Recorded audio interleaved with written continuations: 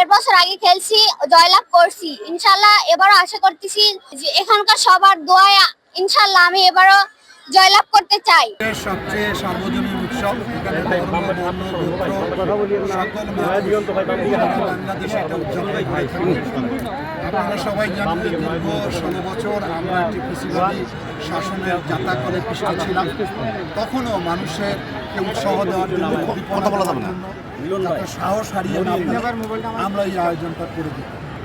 এটি যেমন একটা উদ্দেশ্য ছিল, পাশাপাশি সবচেয়ে বড় উদ্দেশ্য হচ্ছে যে গ্রামীণ হারিয়ে যাওয়া যে খেলাগুলো, সংস্কৃতিগুলো, এগুলো প্রায় বিলুপ্ত। আমরা শেখরের খবর কেউ রাখি না। আমরা সেই গ্রাম বাংলার হাডুডু খেলা, ফুস খেলা, দাঁড়িয়া বাংলা খেলা, চেঙ্গু পেন্টি খেলা, চপরচল খেলা, মেয়েদের কিতকিত খেলা, নানান জাতীয় খেলা এখানে অনুষ্ঠিত হয়। এবং আমার মনে হয় মানুষের নানান দুঃখ কষ্ট দিয়ে জীবন অতিবাহিত হয়। তারা অন্তত 2-3 দিন এই কলেজ মাঠে এসে তাদের দুর্দশা যেমন লাঘব হয়, তারা একটা নির্মল আনন্দের মধ্য দিয়ে তাদের জীবন, এটা যেমন একটা উদ্দেশ্য। সর্বোপরি আপনারা জানেন যে বর্তমান বাংলাদেশে তরুণ সমাজ মাদকাসক্ত হয়েছে, পেশাগত আসক্ত হয়েছে। তারা যেন খেলার মাঠে ফিরে আসে, সাংস্কৃতিক অঙ্গনে ফিরে আসে। সংস্কৃতি এবং খেলাটাও কিন্তু শিক্ষার একটি অংশ। এগুলো এখন বিদ্যালয়, মহাবিদ্যালয় আর এখন পরিচর্যা হয় না।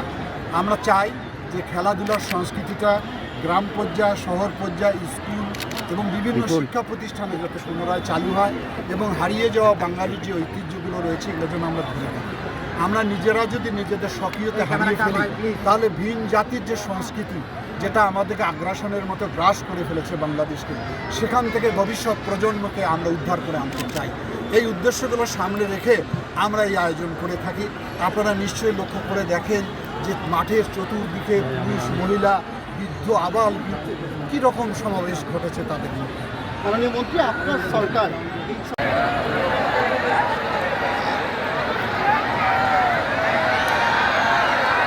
নবম রাউন্ডের তৃপ্তি তৈরি খারাপ এই রাউন্ডে যিনি পরিণত করেছিল ও কামিয়েছে এবং পরেরটাও নবম রাউন্ডের খেলা শুরু হয়েছে।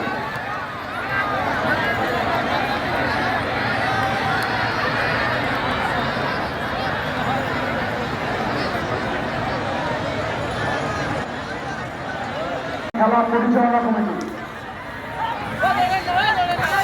গ্রামের অনুষ্ঠানের পরে একদম সব শেষে ঘোড়া খেলা পরিচালনা, ঘোড়ার মালিক এবং শহরেরা আসছেন। খেলার পরে আমাদের মাননীয় মন্ত্রী মহোদয় প্রত্যেকটা ঘোড়ার মালিক এবং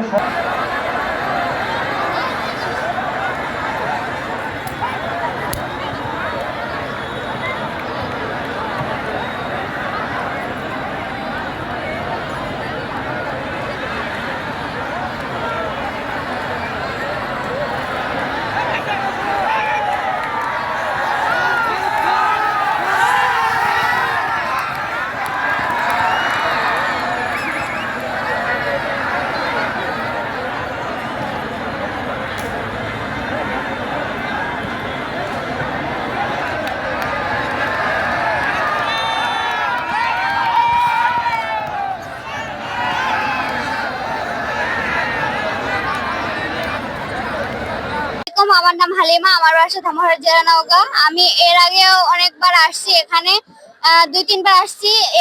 এর বছর আগে খেলছি, জয়লাভ করছি। ইনশাল্লাহ এবারও আশা করতেছি যে এখানকার সবার দোয়ায় ইনশাল্লাহ আমি এবারও জয়লাভ করতে চাই।